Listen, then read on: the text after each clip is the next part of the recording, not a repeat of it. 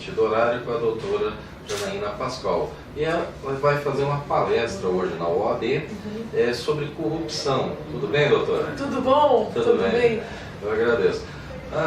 Como é que é essa palestra? A gente sabe que a senhora é arquiteta do impeachment da Dilma, né? Da ex-presidente. Eu gostaria que a senhora falasse um pouquinho de como foi essa experiência. Olha, não foi fácil.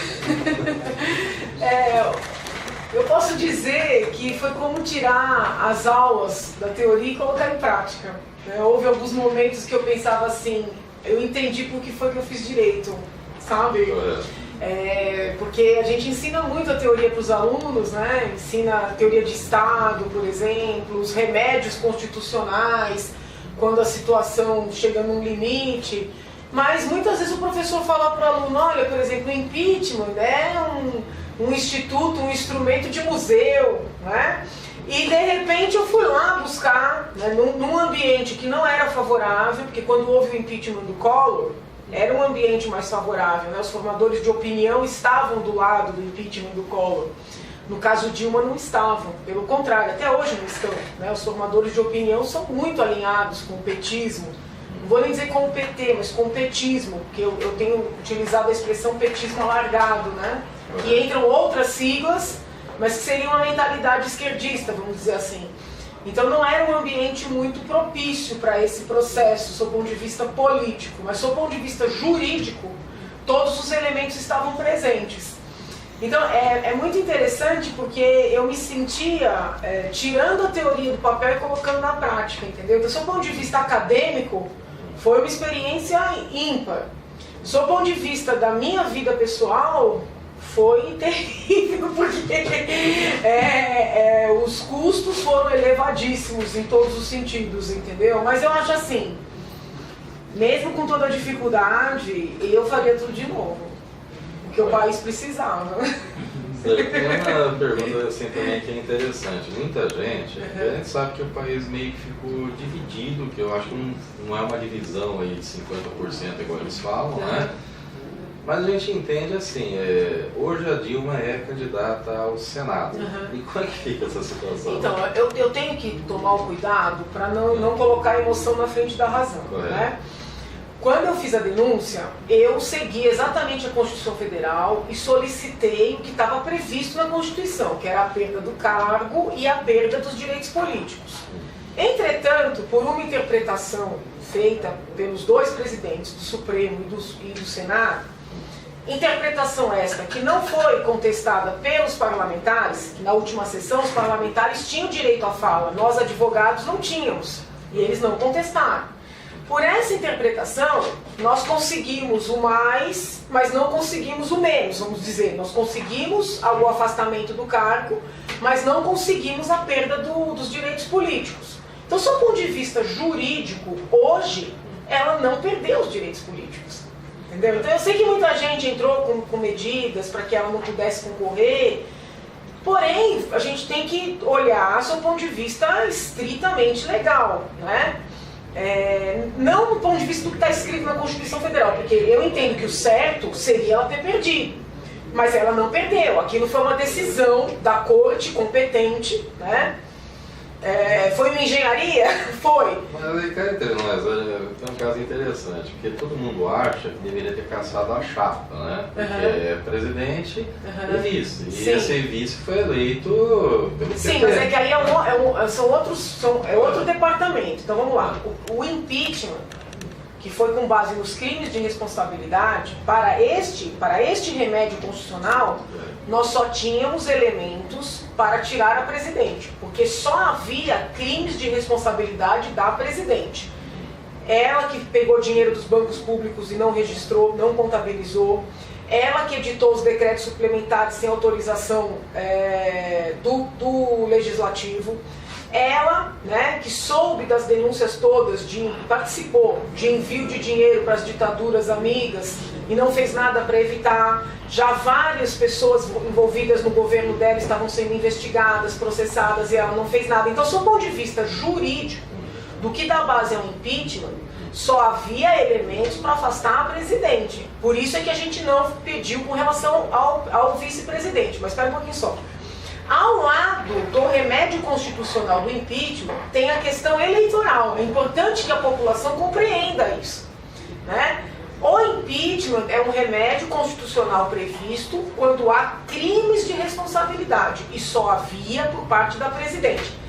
No que diz respeito às fraudes eleitorais, eu não estou falando de crime de responsabilidade, ou seja, caixa 2, né, corrupção, no âmbito da campanha, aí sim haveria a possibilidade de envolver ambos.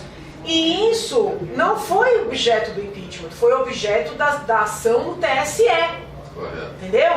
E por uma interpretação dos ministros, com a qual eu não concordo, né, a chapa não foi cassada.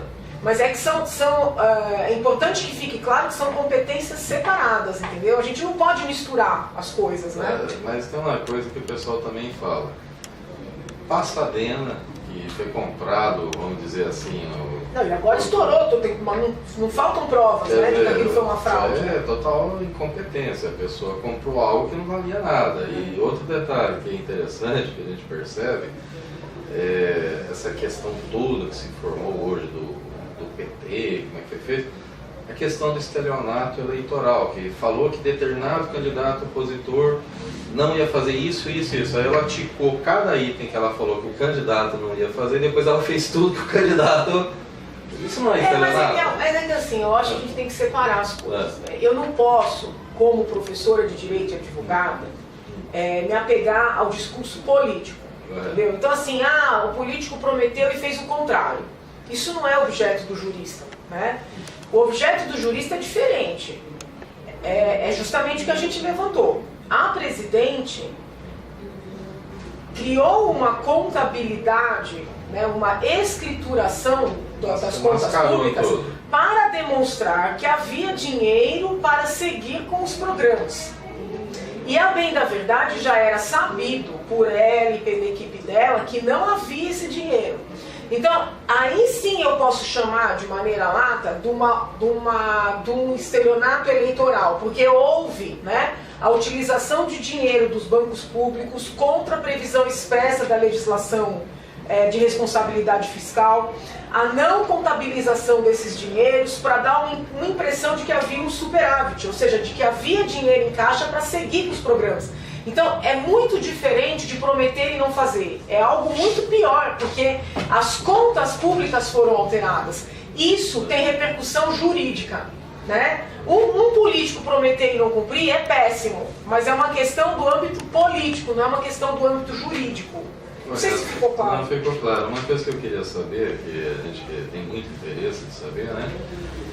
Essa questão, depois que houve o impeachment, a gente percebeu que a Lava Jato vem avançando, tem havido repatriamento de dinheiro, outros políticos, vamos dizer, até pouco tempo, falar que o governador ia ser preso era um absurdo, falar que o Maluf, ou que até mesmo o ex-presidente Lula ia ser preso, né? Ninguém acreditaria. Eu acho que é bom sempre frisar que existem políticos, né, pessoas poderosas de várias legendas que estão presas, e outras tantas de várias legendas que estão investigadas e processadas. Por que eu gosto de frisar isso? Para que fique bem claro que não é uma questão de perseguição, como se busca fazer crer, né? Então, são assim, vários partidos. São muitos partidos, muitos políticos, e realmente era algo inimaginável, né? Absolutamente inimaginável.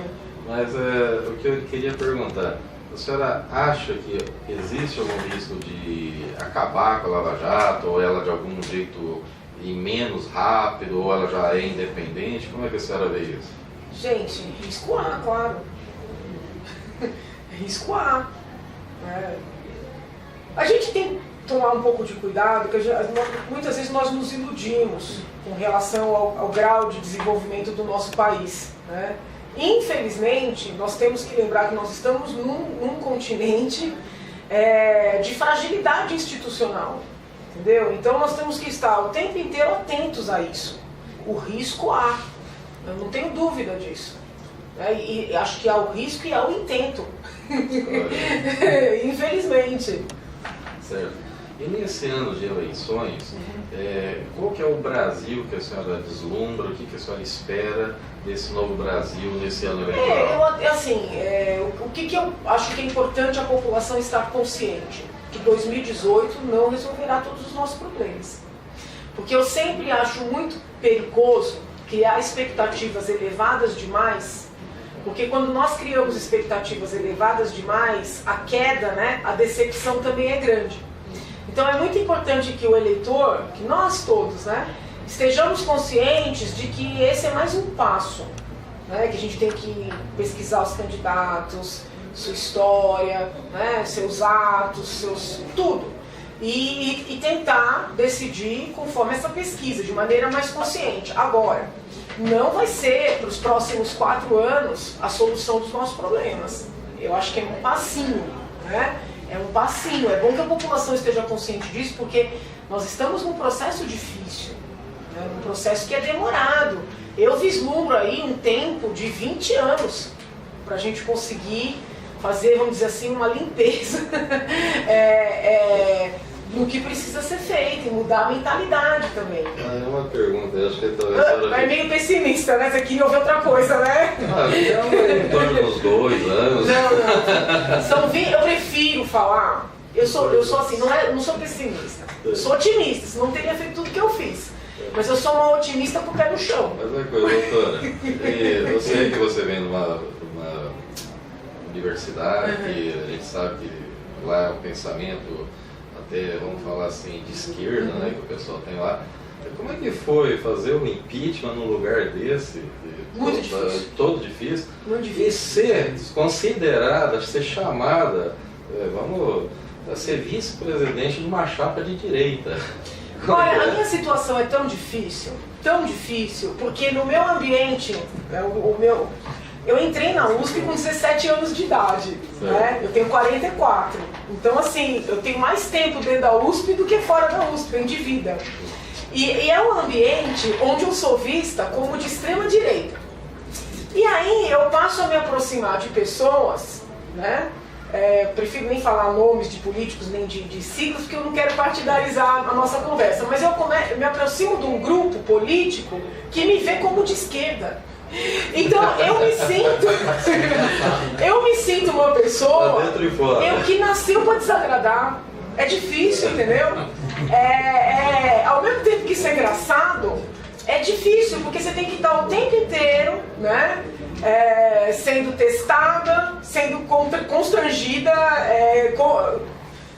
conflitada, vamos dizer assim, com seus pensamentos, né? Então o que eu decidi fazer? Ser fiel a mim. Ser fiel ao que eu penso, entendeu? Utilizar a mais absoluta transparência, né?